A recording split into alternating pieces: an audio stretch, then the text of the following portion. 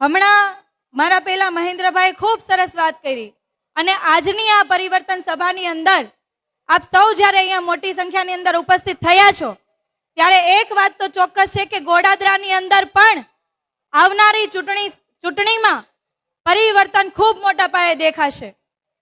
આજે જ્યારે આપણે અહીંયા ભેગા થયા છીએ ત્યારે એક સંકલ્પ પણ લેવાનો છે અને સાથે સાથે આપણા વિસ્તારની જે પરિસ્થિતિ છે અને આ પરિસ્થિતિનું જે નિર્માણ થયું છે એ બાબતે પણ આપણે સૌએ વિચારવાની ખૂબ જરૂર છે.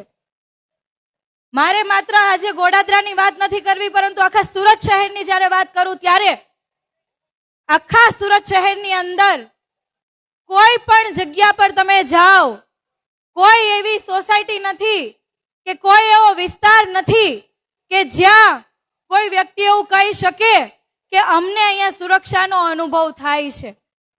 આજે સૌથી મોટી સમસ્યા હોય તો એ સુરક્ષાનો અભાવ, સલામતીનો અભાવ. કારણ કે 2 થી 3 સોસાયટી મૂકો એટલે 5મી સોસાયટીએ તમને એક દારૂનો અડ્ડો જોવા મળશે.